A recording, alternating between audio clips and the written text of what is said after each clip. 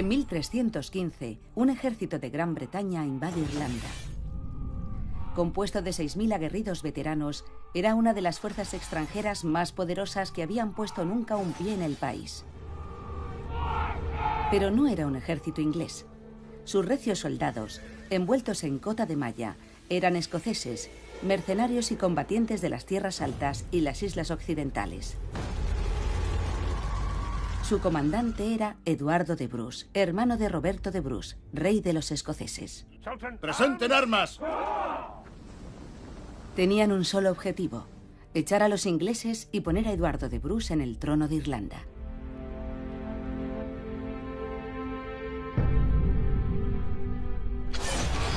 Era un plan ambicioso. En más de un centenar de años, nadie había conseguido liberar a Irlanda del yugo inglés.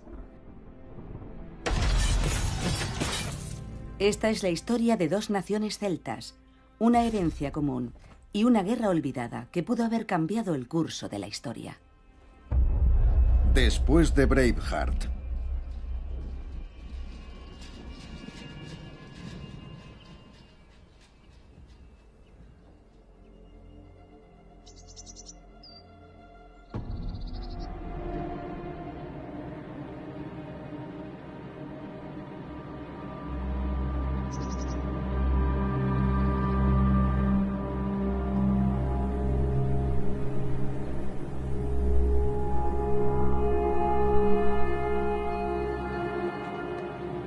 ¡Abrid las puertas! ¡Abrid las puertas! ¡Abrid las puertas!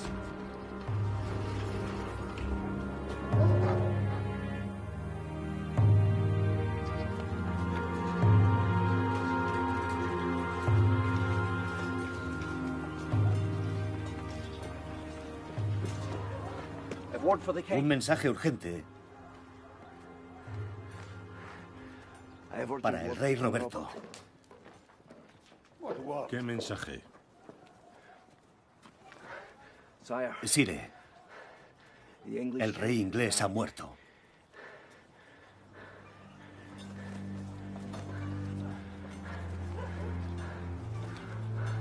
Contemplé a aquellos hermanos de ambición sin límite. No había deber inexcusable, juramento sagrado o promesa de obligado cumplimiento que se interpusiera en su meta de alcanzar la libertad para su país.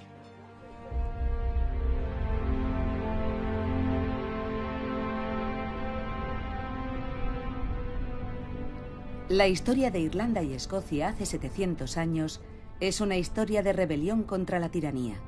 En aquel tiempo, las naciones celtas se enfrentaban a un enemigo despiadado que parecía dispuesto a someter palmo a palmo toda Gran Bretaña e Irlanda.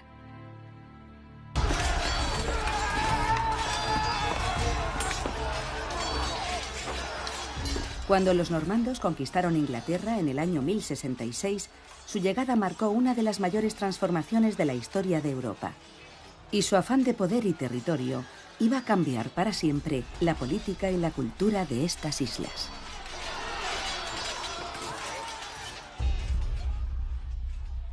Los normandos procedían del norte de Francia, donde habían sido empleados en la construcción de castillos y entrenados para la caballería pesada. Traen consigo esa tecnología militar cuando conquistan Inglaterra en 1066 y les sigue acompañando cuando se trasladan a Escocia invitados por la dinastía, y a Gales e Irlanda como conquistadores. Pero les movía un impulso irracional, maligno, un afán irresistible por dominar. Quieren poseer lo que tenían y además lo que poseían los demás. Habían venido a conquistar, y para ellos Gales era tan vulnerable como Inglaterra y Escocia. Y por supuesto Irlanda siempre estaba ahí, en segundo plano, en su lista de asuntos pendientes. Poco más de 100 años después de la batalla de Hastings, en 1066, una fuerza invasora anglo-normanda desembarcó en Irlanda. Conquistaron la isla, establecieron una nueva base de poder y empezaron a ser conocidos como los anglo-irlandeses. La mayoría de los reyes irlandeses autóctonos no pudieron hacer otra cosa que someterse a estos poderosos recién llegados. Pero muchos recelaban de la nueva presencia en el país y nunca llegaron a aceptar al rey inglés como su monarca. A finales del siglo XII, y así se mantendría durante cientos de años, coexistían dos sociedades diferentes. Tenías la sociedad gaélica y la normanda, o como luego se llamaría, la anglo-irlandesa.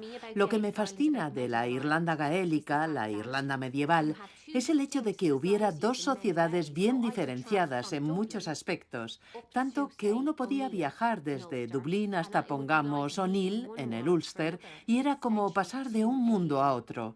Son esencialmente dos sociedades ajenas, algo que no ves en muchos países en la Edad Media. Lo peculiar de Irlanda en la Edad Media era que tenía una sociedad muy polarizada, cosa que no sucedía en Escocia.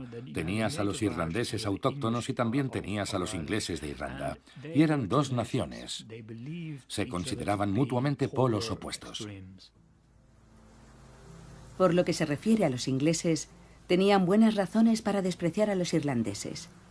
Al principio de la conquista, habían traído consigo a un cronista, Gerardo de Gales, que, al describir lo que había visto, calificaba de salvaje e incivilizada la conducta de la población autóctona. Los irlandeses son gente zafia. Subsisten con lo que producen sus reses únicamente y viven como bestias. Un pueblo que aún no ha superado las primitivas costumbres de la vida trashumante. Los escritos de Gerardo de Gales inauguran una larguísima tradición de rechazo hacia los irlandeses. Podríamos decir que en cierto modo los enajena, los convierte en algo que se puede combatir por lo que representa. Está justificado. No están dispuestos a renunciar a sus arcaicas costumbres. Entregados a la ociosidad y sumidos en la indolencia, su mayor afán es librarse del esfuerzo. Y su bien más preciado, el disfrute de la libertad. Este pueblo es verdaderamente bárbaro. De hecho, todas sus costumbres son bárbaras. En todo lo que requiera laboriosidad, son unos inútiles. Siempre es más agradable que te digan, viniendo de una potencia imperial colonizadora, que tú también eres superior. Pero al mismo tiempo hay abundantes testimonios de que, políticamente, a los ingleses les preocupaba la integración. Son célebres los estatutos de Kilkenny y otras leyes en donde los ingleses afirman: queremos a los irlandeses separados y queremos a los ingleses separados. Los ingleses no debían adoptar nombres irlandeses ni cortarse el pelo al estilo irlandés. La ley llegaba a regular cosas así y era una especie de ley de apartheid. Hacia finales del siglo XIII, matar a un inglés en Irlanda era un delito grave, mientras que matar a un irlandés no.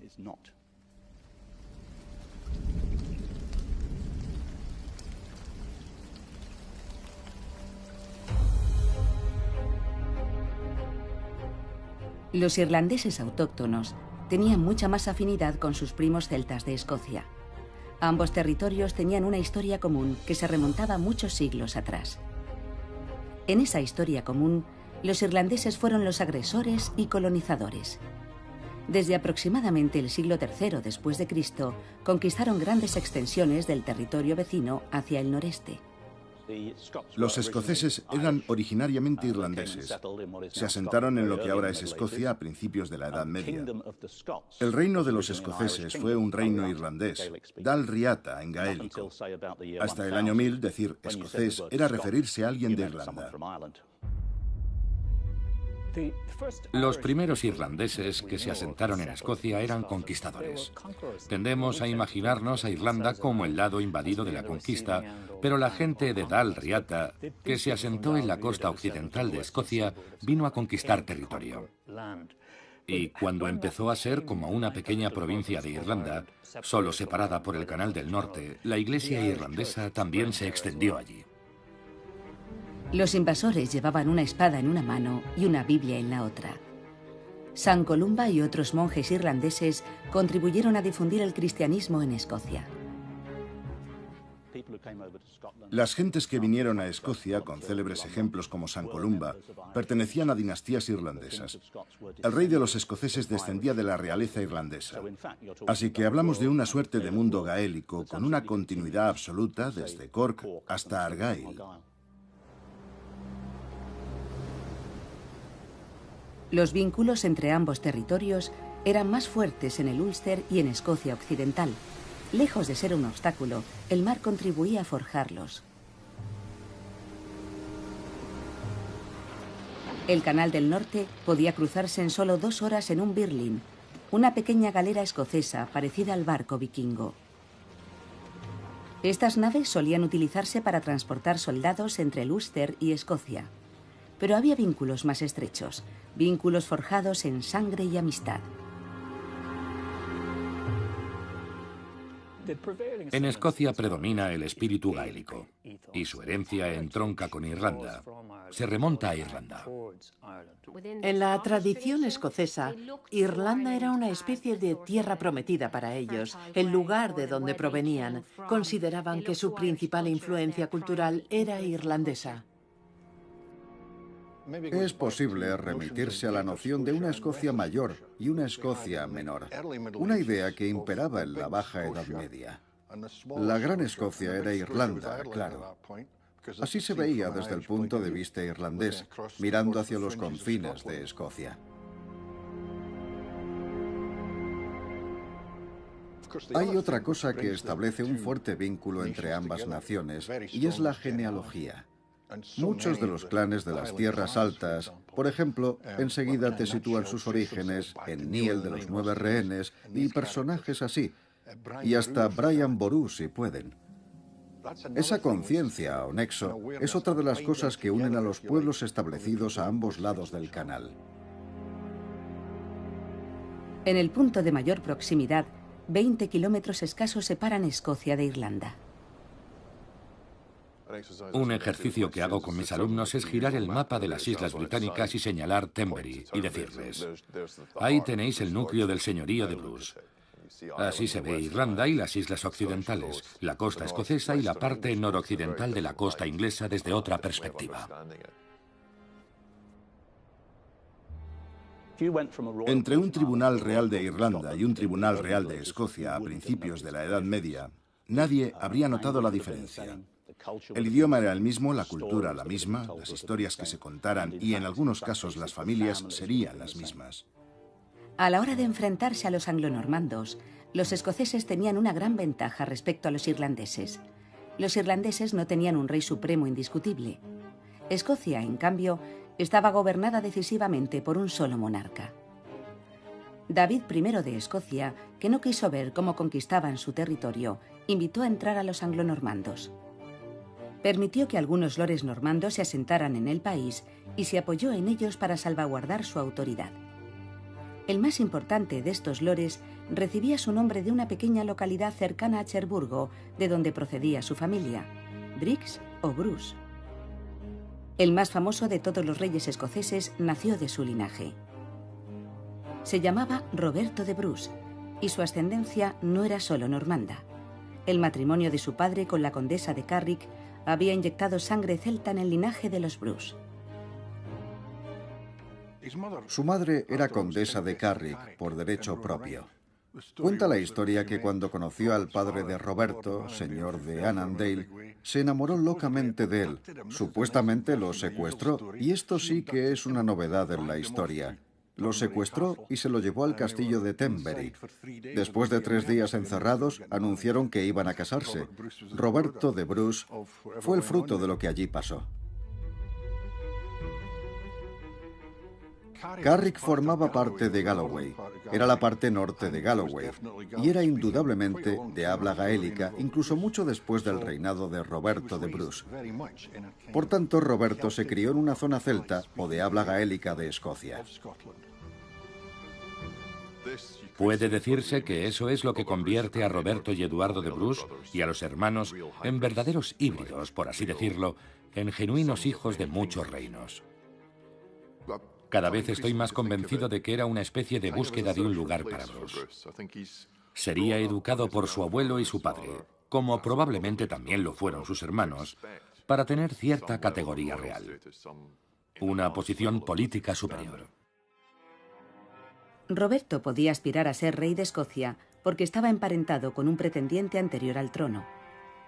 En 1302 reforzó su posición casándose con Isabel, hija de Ricardo de Ver, conde del Ulster y uno de los jefes anglo-irlandeses más poderosos.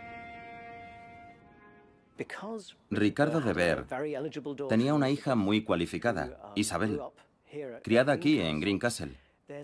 Así que Eduardo I y el que en definitiva era uno de sus mejores amigos, Ricardo de Ver, pactaron un acuerdo de matrimonio entre Roberto de Bruce e Isabel de Ver. Es posible que el propio Eduardo I usara ese matrimonio como reclamo.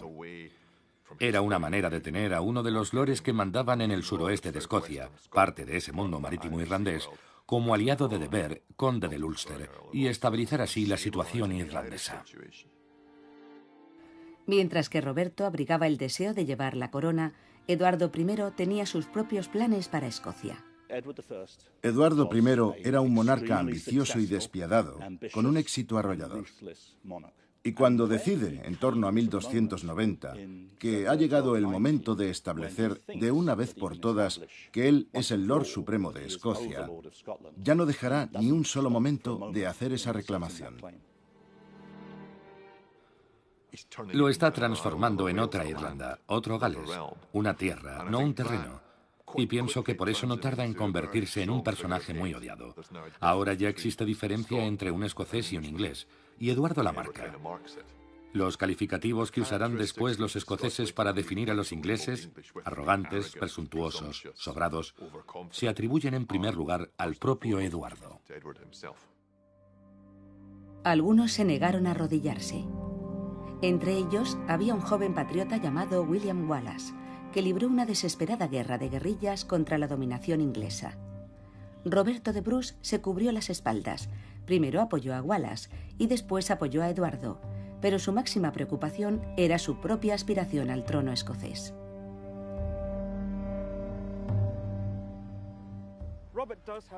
Roberto tiene fama de tener una esquizofrenia leve, aliándose tan pronto con Eduardo y los ingleses como al día siguiente con los escoceses. Pienso que para comprender bien esa duplicidad hay que analizar realmente a Roberto de Bruce en su contexto. Prueba la solución política, la solución diplomática, acercarse durante un tiempo a los escoceses liderados por Wallace para luego abandonarlos y volver a la jurisdicción de Eduardo I como una apuesta más segura. Después de todo, Eduardo I es el mandamás prácticamente de toda Europa occidental. Ahí es donde está el poder y donde uno puede promover los intereses de su pueblo. Es un pragmático. Tomará el camino que haga falta tomar para llegar hasta donde se ha propuesto. Y si un día eso requería tener que rendirse a los ingleses y combatir en sus filas, lo hacía. Si quería ser rey de Escocia, Roberto tenía que negociar con su principal contrincante, John Comyn. Y en 1307, cuando ambos se reunieron en la abadía de Greyfriars en Dumfries, sucedió algo que marcaría para siempre el destino de Escocia. Cabalgó hasta allí y se encontró con Sir John Comyn en la abadía de Greyfriars, en el altar mayor. Con gesto de burla le mostró el documento, y entonces allí mismo con un cuchillo le arrebató la vida. Una gran desventura cayó sobre él por aquello. La muerte de Comyn es bastante desconcertante en cuanto a la posición de la Iglesia, porque lo que hay que entender es que cuando Bruce mata a Comyn, lo hace en el altar de la iglesia de Greyfriars, en Dumfries. Y cuando uno mata a alguien de esa manera en el altar, queda automáticamente excomulgado.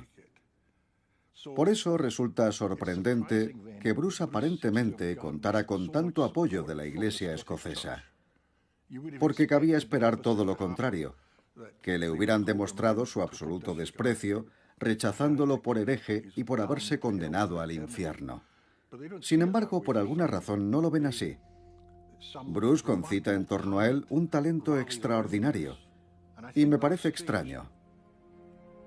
Esa acción, ya fuera un asesinato premeditado o un arrebato de ira en medio de una discusión, es la que marca el punto de inflexión.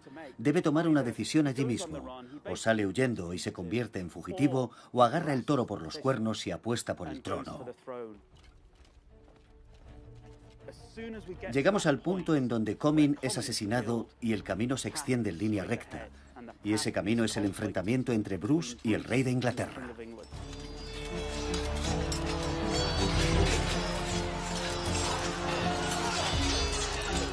Con el apoyo de la Iglesia escocesa, Roberto se había autoproclamado rey de los escoceses. Pero Eduardo I no tardó en actuar para aplastar al rey advenedizo. Capturó a varios miembros de la familia de Bruce y los hizo matar o encarcelar. La esposa de Roberto, Isabel de Vere, fue tomada cautiva. Ahora, Roberto era un hombre acosado.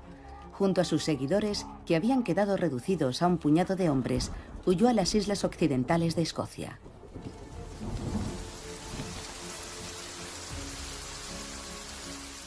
Ya casi era invierno y tenía tantos enemigos a su alrededor que todo el país le hacía la guerra. Tan terribles infortunios hubieron de afrontar allí: hambre, frío, lluvia implacable, que nadie que viva podría contarlo todo.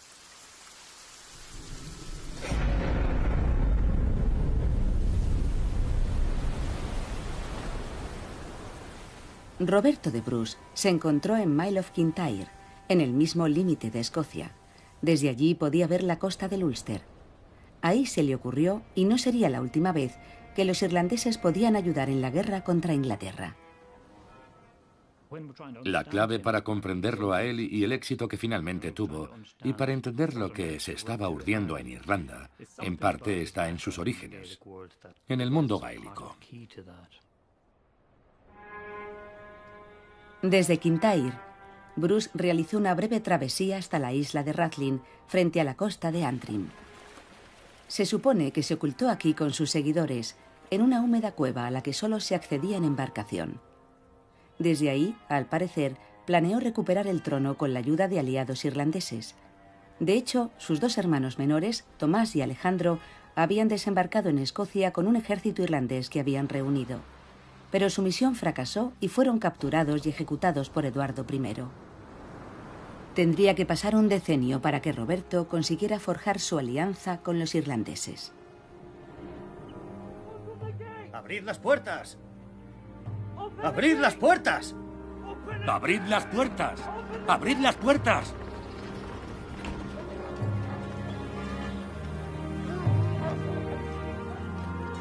En julio de 1307 muere el rey Eduardo I, y de golpe desaparece el mayor obstáculo para la libertad escocesa. Poco antes de morir, Eduardo manda ejecutar a 2 frailes ingleses por afirmar que Roberto de Bruce es el sujeto de las profecías de Merlín.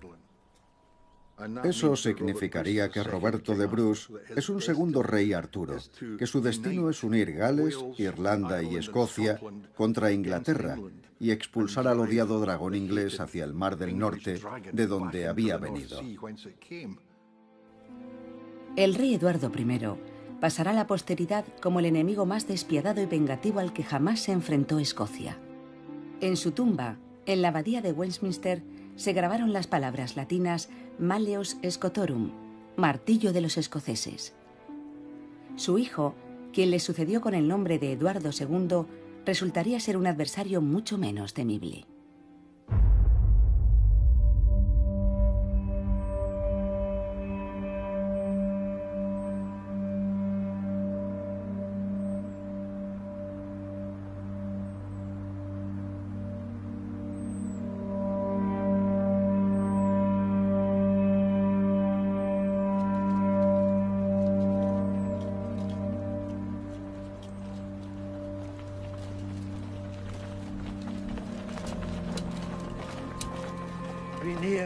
No abandones a tus camaradas sobrevivientes que aún luchan por la gloria.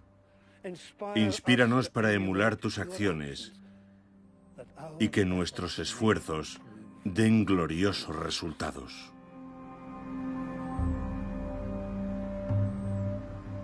En 1314, un ejército capitaneado por Roberto de Bruce entró en batalla con los ingleses. El combate tuvo lugar al sur de Stirling, cerca de un arroyo llamado Bannockburn. Durante cientos de años ha habido desacuerdo en cuanto al emplazamiento exacto de la batalla. En 2013, el arqueólogo e historiador militar Tony Pollard se dedicó a buscar durante un año el lugar donde se libró la batalla más importante de la historia de Escocia y lo encontró. Fue el enfrentamiento decisivo en aquella larga y cruel guerra entre Escocia e Inglaterra, y un caso parecido al de David y Goliat. Los escoceses se enfrentaban al doble de hombres. Antes de la batalla, Eduardo había dirigido el asedio del castillo de Stirling, y este asedio fue el desencadenante de la batalla. Es este asedio el que lleva al ejército inglés a desplazarse hacia el norte. Por tanto, tenemos aquí 3 grandes divisiones de hombres bien entrenados que, en definitiva, representan un triunfo arrollador del hombre común. Estos hombres van a pie. Muchos de ellos son simples comuneros, campesinos, habitantes de pequeñas localidades. Y para los ingleses, que en la base de su ejército tienen a la nobleza, hombres a lomos de caballos prohibitivos, vistiendo armaduras último modelo, tuvo que ser humillante. Fueron literalmente obligados a arrodillarse. Los escoceses les obligaron a morder el polvo. Fue una absoluta catástrofe para los ingleses.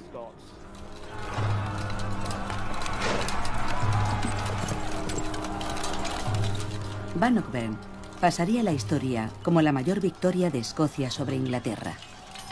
Con paso lento pero seguro, Roberto de Bruce conducía a los invasores por el camino de vuelta a su tierra natal.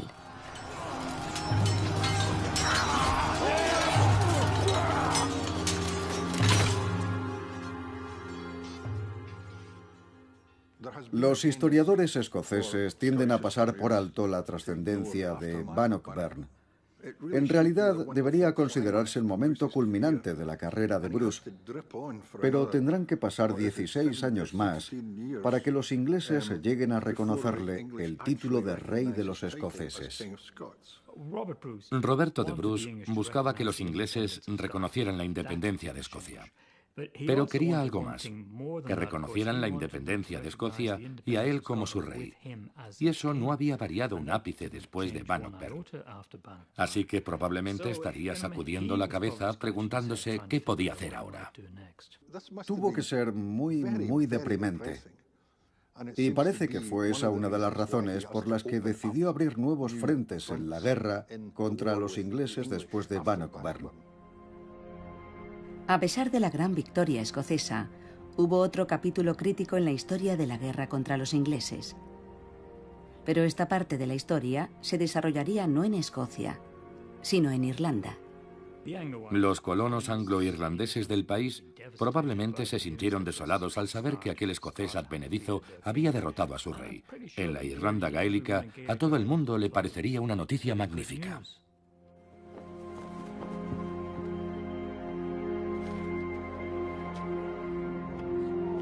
En abril de 1315, Roberto de Bruce convocó un consejo de Estado en Ayr, en el suroeste de Escocia, para decidir sobre la futura campaña. Siempre se ha pensado que fue allí desde donde Roberto de Bruce envió su célebre carta a los irlandeses.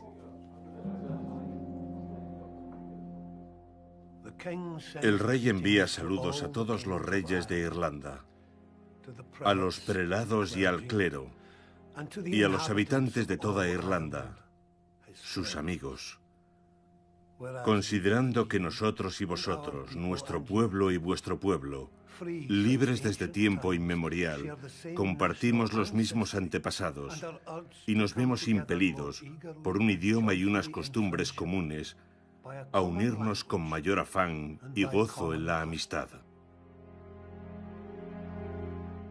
No fue descubierta hasta la década de 1950.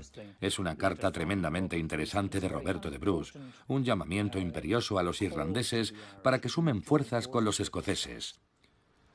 Una invocación del vínculo ancestral que existe entre ambos. Pero, ¿y si la carta corresponde a un periodo muy anterior? ¿Siempre había estado en el ánimo de Roberto de Bruce unificar las naciones celtas? Sean Duffy, del Trinity College de Dublín, cree que la carta fue escrita hacia el año 1306, cuando Roberto y sus seguidores estaban en la isla de Rathlin. Si se analiza la letra pequeña de la carta, sus enviados son dos hombres llamados T y A. Solo indicó las iniciales porque era la manera de que la carta sobreviviera. Casi seguro que los enviados a los que se refería Roberto en su carta eran sus hermanos, Tomás y Alejandro. Y por tanto la misiva dataría del invierno de 1306-1307, cuando estaba atravesando tantas dificultades y se aferraba al trono de Escocia. Necesitaba una alianza con los irlandeses para sumar fuerzas frente a los ingleses. Hemos enviado a nuestro bien amado compatriota, el portador de esta carta, para que negocie con vos en nuestro nombre sobre el fortalecimiento permanente y la preservación de la inviolabilidad de la especial amistad que nos une, para que, con la voluntad de Dios, nuestra nación sea capaz de recuperar su libertad secular. Hay quien piensa que la carta de Roberto de Bruce, que era de origen predominantemente anglo-normando, era un ejercicio de puro cinismo. ¿Cómo se atrevía a hablar de nuestra nación, los escoceses y la nación irlandesa, y nuestra lengua común, como si él hablara la lengua gaélica y estuviera imbuido de todo lo gaélico? La carta es auténtica. En mi opinión, fue enviada justo al comienzo de su reinado. Pienso que con ella logró un gran respaldo en Irlanda y que, por tanto, tenemos que aceptar que había un lado gaélico en el personaje de Roberto de Bruce. Pienso que la existencia de este documento, y creo que en esto Sean lleva razón, indica que ya había un entendimiento antes de la carta, que ya existía cierto sentido de lo que podría ser una nación. Es muy contundente. Tiene la categoría de declaración, por así decirlo, si es que existía algo que pudiera considerarse la nacionalidad gaélica como tal. Aquí la cuestión es si debemos usar un término actual para describir un concepto del pasado, cuando ellos mismos no tenían una palabra para designarlo. Ese es el problema. Por tanto, si nacionalismo es una palabra que no aparece en la lengua inglesa hasta el siglo XIX, ¿podemos aplicarla a la gente que vivía en el siglo XIII o XIV? Pero si no es nacionalismo de lo que estamos hablando, sería lo mismo con otro nombre.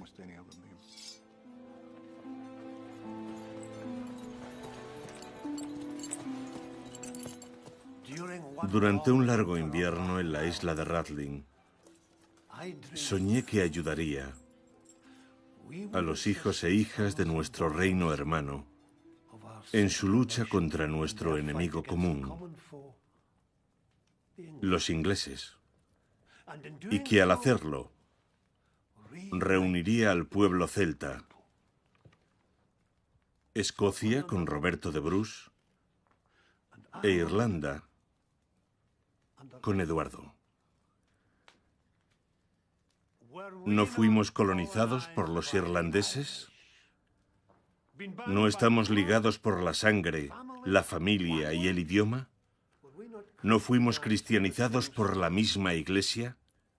Los preparativos están. Irlanda y nosotros seremos uno.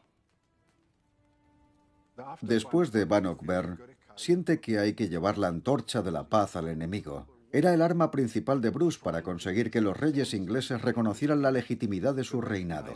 La idea era, igual que estamos abriendo un frente en el norte de Inglaterra, abramos otro en Irlanda.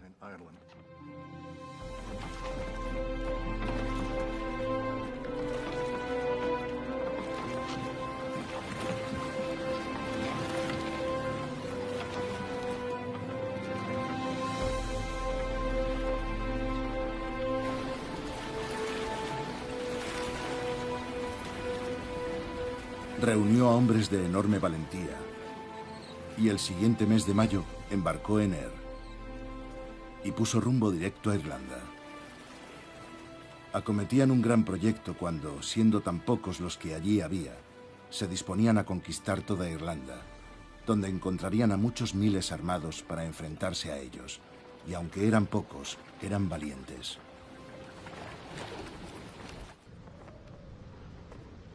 El arqueólogo experto en campos de batalla Tony Pollard nació en Inglaterra. Sus abuelos son de Irlanda y él vive y trabaja en Escocia. Es un ejemplo de los estrechos vínculos que unen a los tres pueblos. Y siente fascinación por los extraordinarios acontecimientos que unieron sus destinos en un sangriento conflicto hace 700 años. Hoy en día, el de Larne es el puerto más importante entre Irlanda y Escocia en el lado irlandés. En 1315 debió de ser donde se concentró el ejército escocés de Eduardo de Bruce tras desembarcar en las playas que se extienden por esta costa. Unos 6.000 hombres a bordo de 300 embarcaciones, según cuentan. Eran birlings los barcos encargados de las transacciones diarias entre Irlanda y Escocia, y dado que recorrían de arriba a abajo la costa occidental de Escocia, eran una visión frecuente.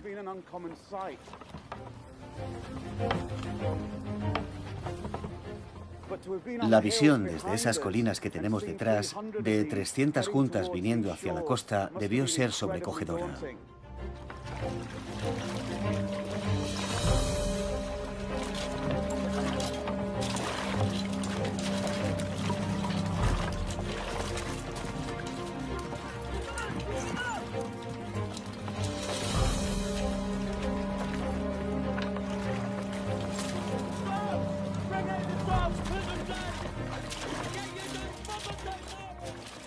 Se usaba la amenaza de los escoceses para dar miedo. Vendrán los escoceses y te llevarán.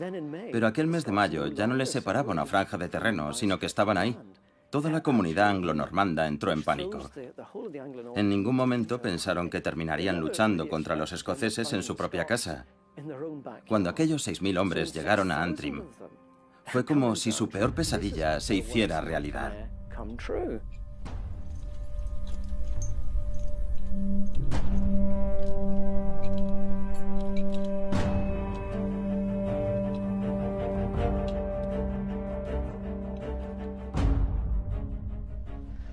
Mire, ¿ve lo que hay allí? ¿Eso? Qué cerca, ¿no? Es Elscreg. Sí. Entonces eso es Escocia. Escocia. Estamos en la colina que domina Larne, en la costa, y se cuenta que aquí es donde tuvo lugar la primera batalla de la campaña. Cierto, aquí fue donde Sir Thomas Mandeville reunió a todos los lores normandos del Ulster, los Bisset, los Savage, los Logan, y los reúne aquí porque desde aquí podía ver Larne.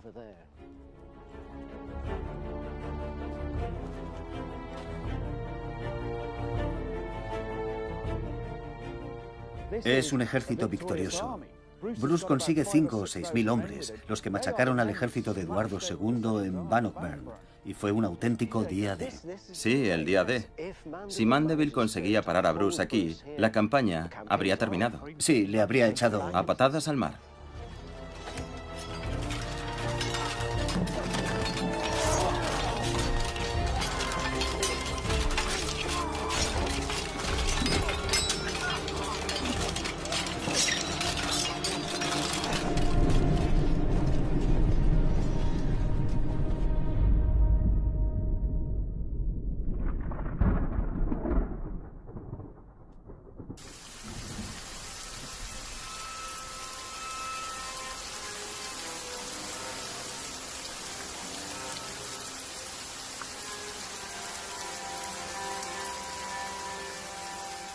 Eduardo de Bruce sabía que podía contar con algunos aliados en Irlanda.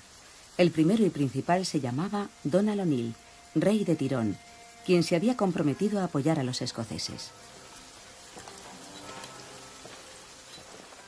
Roberto había hecho útiles preparativos, pero no conseguiríamos el éxito en Irlanda sin la ayuda de las familias irlandesas, cuya actitud hacia él era el eje en torno al cual giraban sus planes. Donald O'Neill descendía de los antiguos reyes de Irlanda. No le cabía la menor duda sobre su linaje real y el lugar que él mismo ocupaba en la cúspide de la pirámide de poder en la Irlanda gaélica.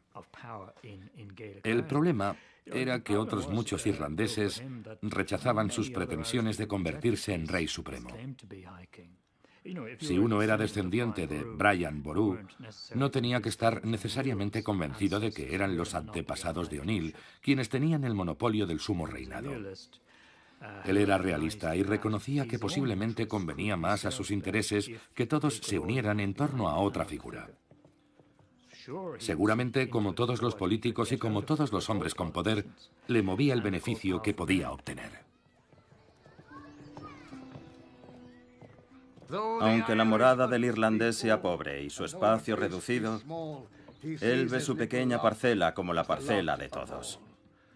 No hay palacio de ningún príncipe que ponga en evidencia la insignificancia de su humilde lecho. Digno de este mundo es el hombre que se regocija en él y lo aprovecha al máximo.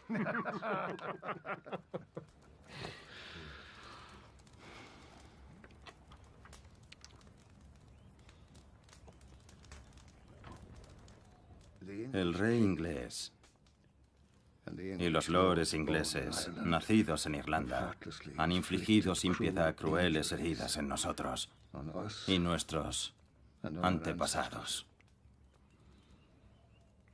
Nos han obligado a vivir en montañas, bosques, pantanos y otros sitios inhóspitos como animales salvajes.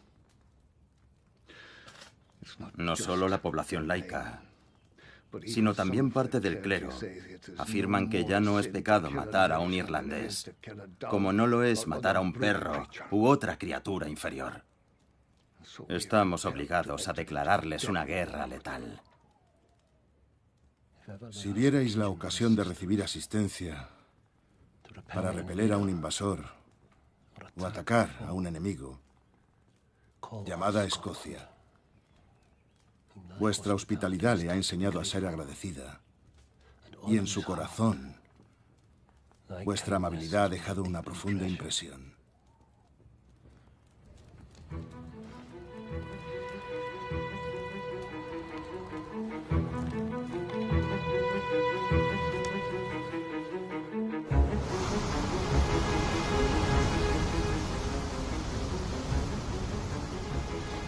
Hoy, Carrickfergus es una ciudad satélite de Belfast.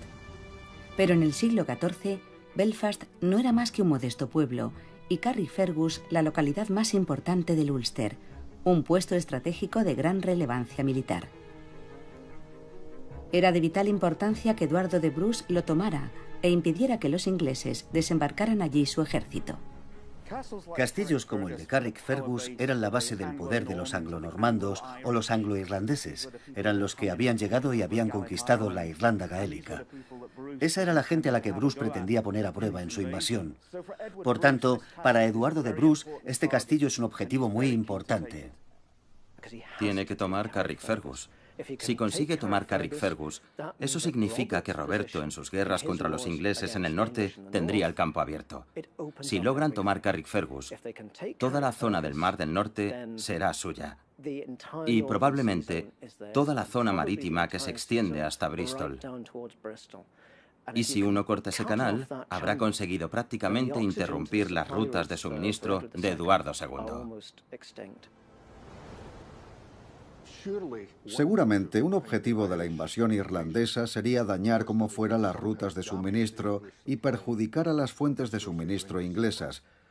Si conseguías interrumpir esa línea de aprovisionamiento, sobre todo en tiempos de hambruna, podías hacer estragos en las vías de apoyo al enemigo. Y pienso que Irlanda era... Bueno, era sabido que Irlanda era como un gran cesto de pan para los ingleses. Los escoceses tomaron Carrickfergus sin mucha dificultad. La conquista del castillo fue una empresa más difícil. Eduardo de Bruce no tenía los medios necesarios para tomar el castillo al asalto, así que lo rodeó y se dispuso a someter a su guarnición mediante el hambre. Cuando Eduardo de Bruce llega a Irlanda en 1315, se siente comprometido con la causa de Carrickfergus. De hecho, mientras está aquí, alrededor de una docena de jefes gaélicos e incluso reyes menores se presentan ante él y lo proclaman rey supremo de Irlanda.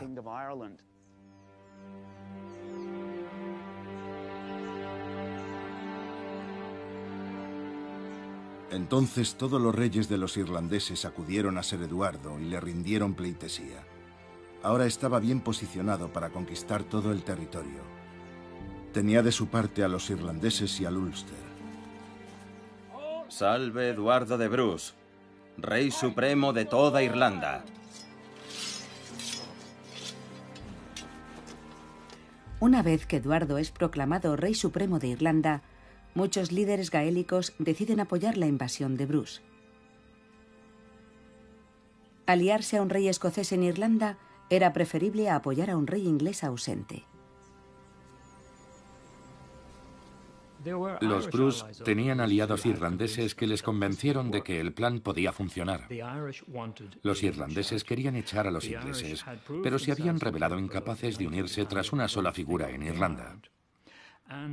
Por tanto, lo mejor era conseguir a alguien de fuera de Irlanda capaz de aglutinarlos.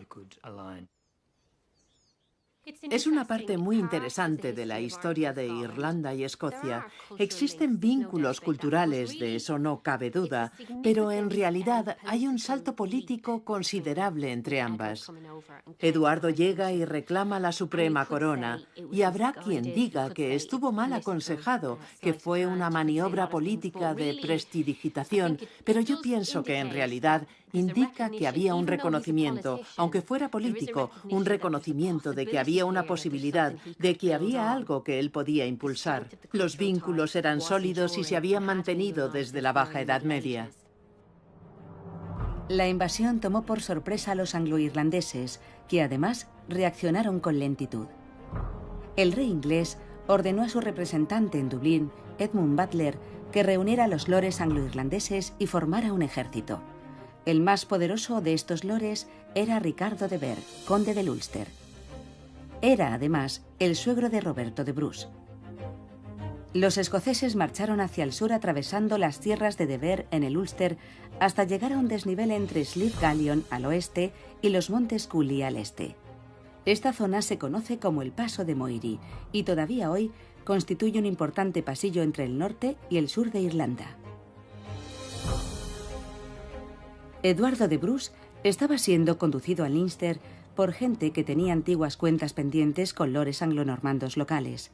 La familia anglonormanda de mayor renombre era la de los de Verdon, con extensas propiedades en las áreas de Meath y Louth. Los de Verdon habían impuesto un violento régimen al pueblo, basando su reinado local en el miedo y la extorsión. Este era el castillo de la familia de Verdon, que sería una pieza realmente importante en la lucha contra la invasión escocesa.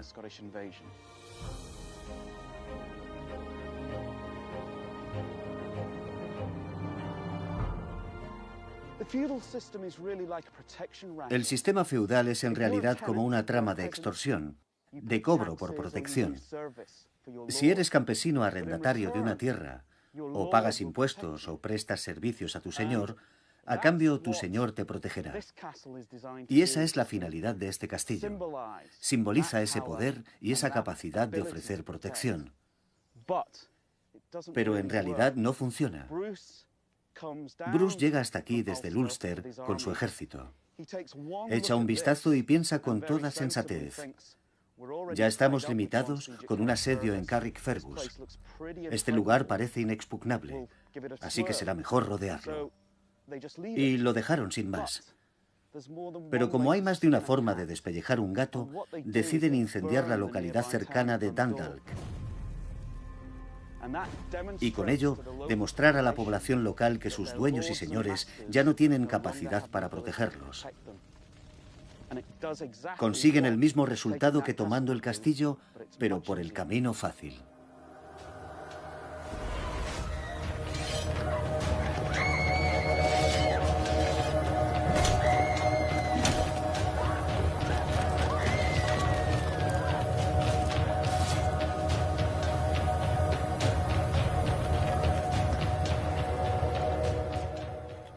Dundalk sufrió muchísimo durante la invasión de Bruce, que pienso que no fue indiscriminada, sino porque era un feudo de los de Verdon. Si nos fijamos en todos los lugares que atacaron, Normalmente había detrás una razón política local. No es que barrieran Irlanda con bombardeos indiscriminados ni nada parecido.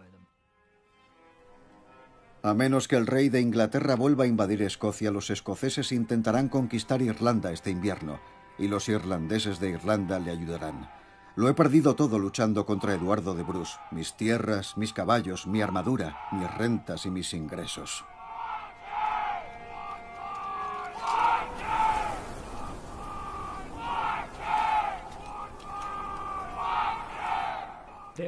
Apenas hubo oposición concertada contra Eduardo de Bruce. Pero además, cuando terminó su primer verano en Irlanda, el gobierno estaba empezando a despegar y comprendió que debía formar un ejército y marchar tras él, y tratar de hacerle frente en el campo.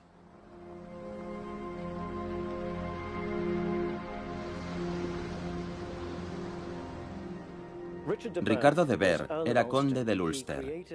Creó un reino casi inexpugnable, invencible para él.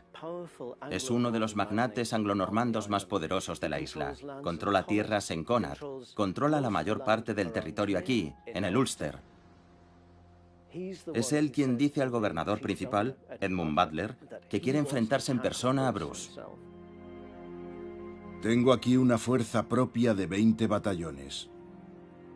Es lo bastante grande para expulsar a un número equivalente de hombres del país, o para matarlos en él. Quiere regresar al Ulster y luchar para arrebatárselo a los Bruce, porque para él es casi un agravio personal. Es su yerno diciendo, voy a enviar allí a mi hermano para arrebataros vuestro reino particular. Y Ricardo de Vere contestándole en la práctica, no voy a tolerarlo. Y piensa, voy a marchar desde Connacht, unirme a mis aliados gaélicos y derrotar a Bruce en mi propio terreno.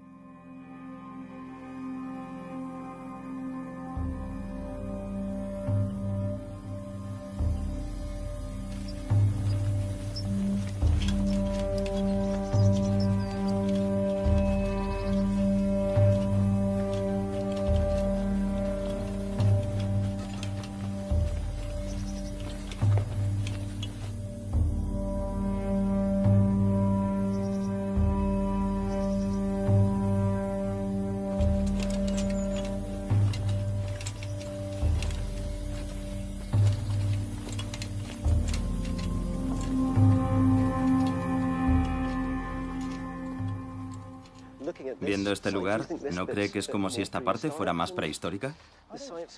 Mire ahí. Hay un muro de piedra. Lo sé, es de lo más interesante.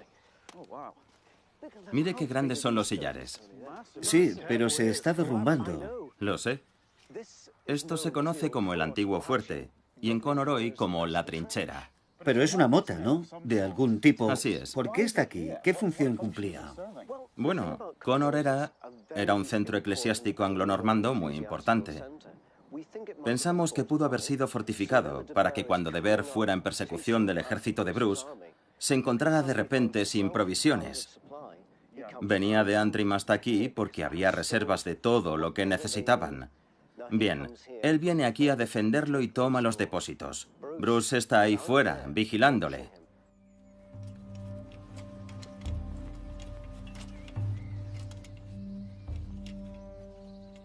De Vere viene con un aliado irlandés, Phelim O'Connor. Sin embargo, O'Connor, que está a medio camino de la campaña de persecución, vuelve sobre sus pasos hasta Connacht. Así que De Vere se queda con las ganas. Sir Philip Mowbray es quien realmente organiza a los escoceses para que vayan y ondeen sus banderas. Provoca así a los anglonormandos para que salgan a darle caza. De Vere ve las banderas y parte en esa dirección siendo alcanzado por el flanco. Bruce ve la batalla y decide intervenir. Fue una de las peores y más sangrientas campañas. Como arqueólogo me pareció muy interesante. Dice, el campo estaba cubierto de armas, brazos y cadáveres.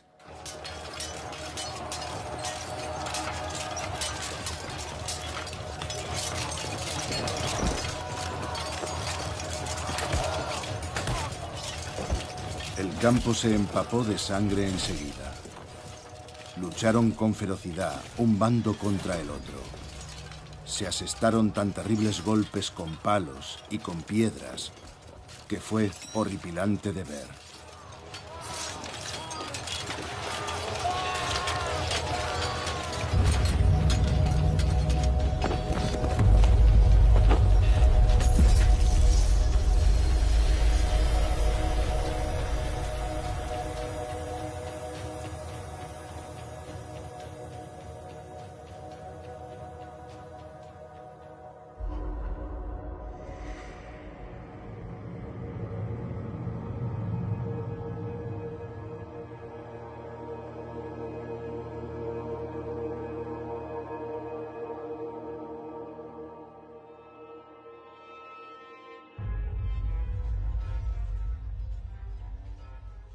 De Ver es el lord más poderoso de Irlanda.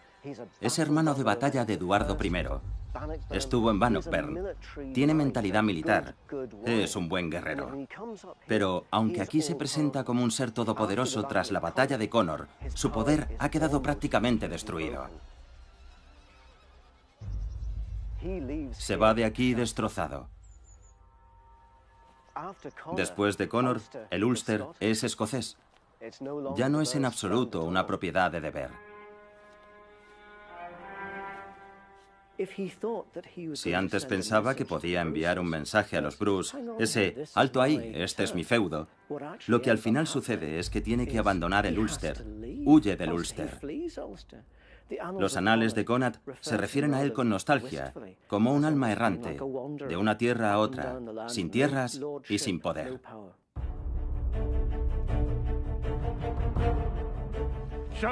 ¿Preparados? ¡Presenten armas! ¡En posición!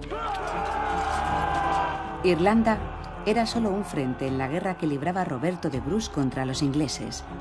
Había arrasado territorios en el norte de Inglaterra y dirigido personalmente el ejército que puso sitio a la localidad inglesa fronteriza de Carlisle.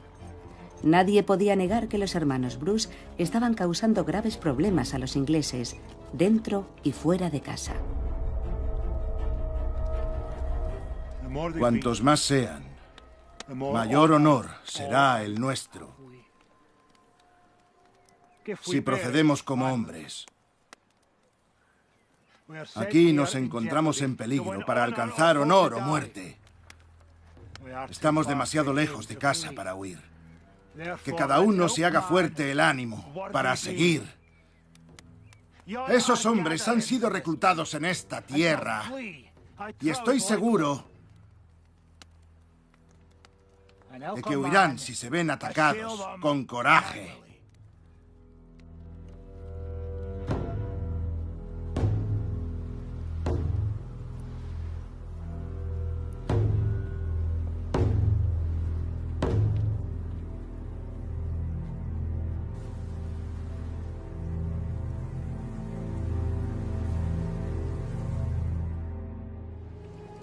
Pero si el cielo descarga su ira sobre mí y los míos, ¿qué será de nosotros?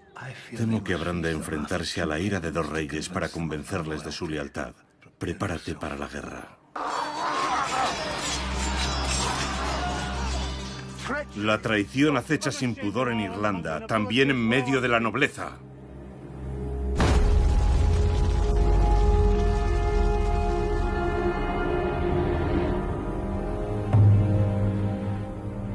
Hastings, en 1066, una fuerza invasora anglo-normanda desembarcó en Irlanda. Conquistaron la isla, establecieron una nueva base de poder y empezaron a ser conocidos como los anglo-irlandeses. La mayoría de los reyes irlandeses autóctonos no pudieron hacer otra cosa que someterse a estos poderosos recién llegados. Pero muchos recelaban de la nueva presencia en el país y nunca llegaron a aceptar al rey inglés como su monarca. A finales del siglo XII, y así se mantendría durante cientos de años, coexistían dos sociedades diferentes. Tenías la sociedad gaélica y la normanda, o como luego se llamaría, la anglo-irlandesa. Lo que me fascina de la Irlanda gaélica, la Irlanda medieval, es el hecho de que hubiera dos sociedades bien diferenciadas en muchos aspectos, tanto que uno podía viajar desde Dublín hasta, pongamos, O'Neill, en el Ulster, y era como pasar de un mundo a otro. son esencialmente dos sociedades ajenas, algo que no ves en muchos países en la Edad Media. Un mensaje urgente para el rey Roberto. ¿Qué mensaje? Sire, el rey inglés ha muerto.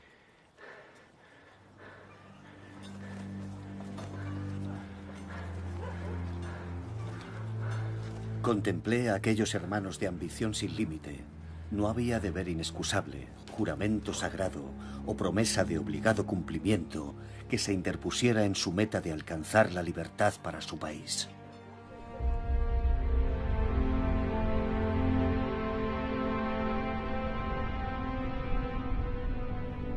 La historia de Irlanda y Escocia hace 700 años es una historia de rebelión contra la tiranía.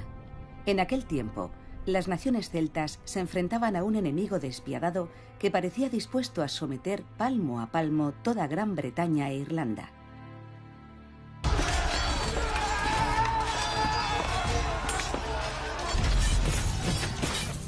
Esta es la historia de dos naciones celtas, una herencia común y una guerra olvidada que pudo haber cambiado el curso de la historia. Después de Braveheart.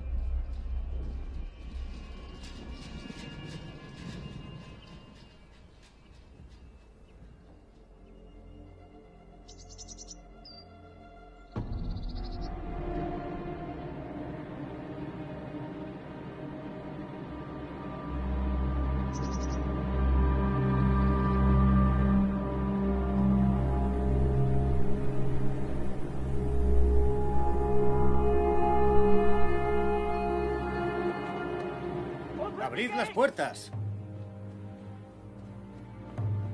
¡Abrid las puertas!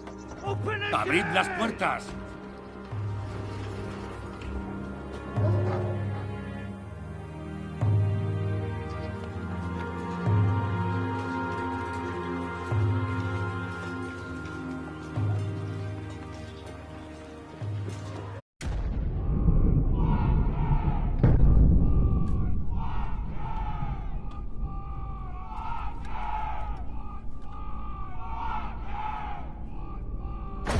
En 1315, un ejército de Gran Bretaña invade Irlanda.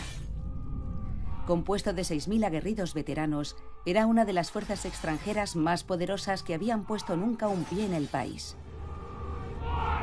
Pero no era un ejército inglés. Sus recios soldados, envueltos en cota de malla, eran escoceses, mercenarios y combatientes de las tierras altas y las islas occidentales. Su comandante era Eduardo de Bruce, hermano de Roberto de Bruce, rey de los escoceses.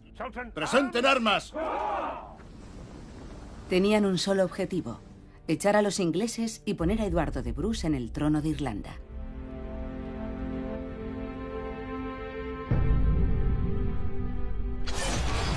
Era un plan ambicioso. En más de un centenar de años, nadie había conseguido liberar a Irlanda del yugo inglés. Cuando los normandos conquistaron Inglaterra en el año 1066, su llegada marcó una de las mayores transformaciones de la historia de Europa. Y su afán de poder y territorio iba a cambiar para siempre la política y la cultura de estas islas.